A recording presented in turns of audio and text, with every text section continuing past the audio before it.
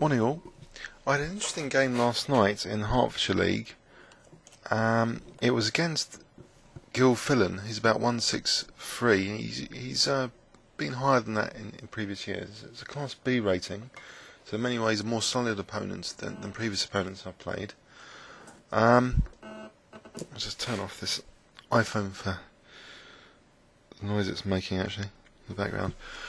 Okay, so it's a game which I managed to win in the end, but I want to use it to well, maybe ask you this question about how you remove bias in over-the-board games in particular, compared to, say, correspondence-style chess. And I think that there are three things I've become quite interested in terms of removing bias from my own thinking during competitive over the board. And I'll create an acronym for them to sort of remember them for my own future games. So I haven't actually thought about it in this way before. So the acronym I want to create is TCC. So trust, catch up, and cynicism. I want to show you how these are relevant and how they appeared in this game. So when I talk about trust, basically I'm talking about when the opponent spends a lot of time on one of their moves, you might trust them more.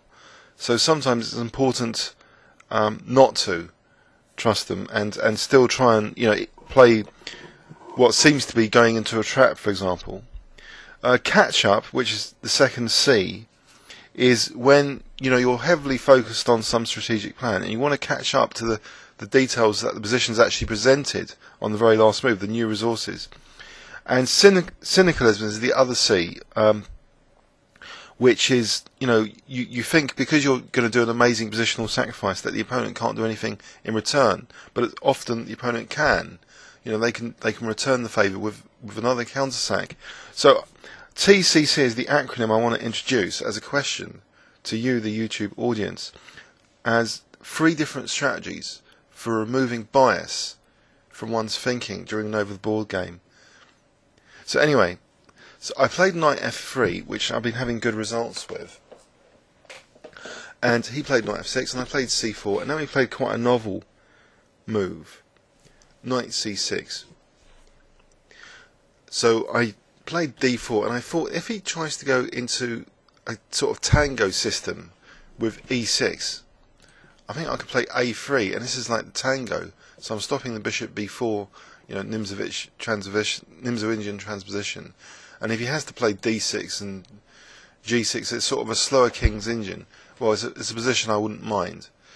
So anyway, he didn't play that. He played d5, and actually I think we have the kind of centre counter with black being quite kind of provocative. So cd queen d5, and now knight c3, and I think I've played this as black in Blitz way back in a few videos. So queen a5, and maybe it's not as bad as it seems. By the way, I'm going to keep the engine analysis off. I did some engine analysis last night and saw some interesting variations, but I don't want to sort of drown this video in variations. I just want to ask this key question, about removing bias during over the board. So I want to try and emphasise these 3 ideas and how they came up in this game. This TCC, trust, catch up, and cynicism. So I played e3, and he plays bishop g4, pinning the knight. So I take the opportunity to try and wreck his pawn structure now by playing bishop b5. So if he's going to castle queenside, I'm just going to take on c6. Alright, maybe there was an interesting alternative with just bishop d2, trying to harass the queen. But maybe I know the queen's going to go to h5 anyway. But that's certainly another idea, just bishop d2. But anyway, bishop b5, he castled queenside. I simply took on c6, so he's got double pawns now. And now I played bishop d2. So he doesn't move his queen quite yet.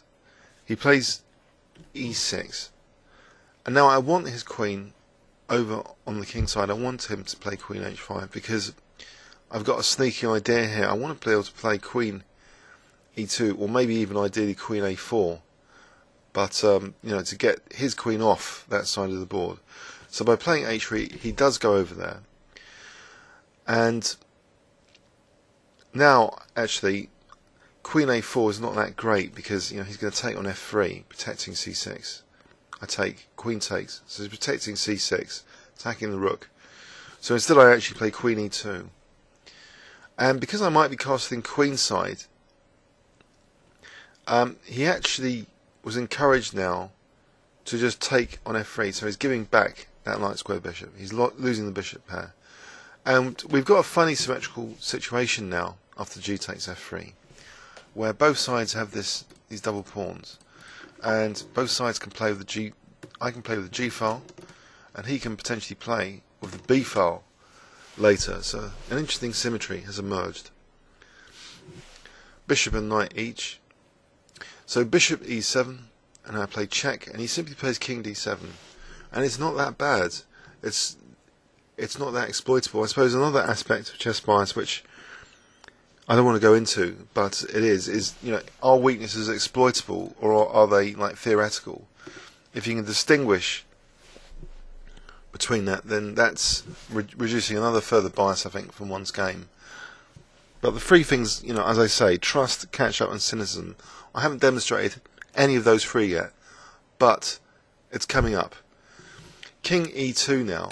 Well, there's a certain thing here about trying to reduce bias. The king in the centre, but if I castled Queen takes F3, and he's fine, so I have to play this odd-looking move, keeping my king in the centre.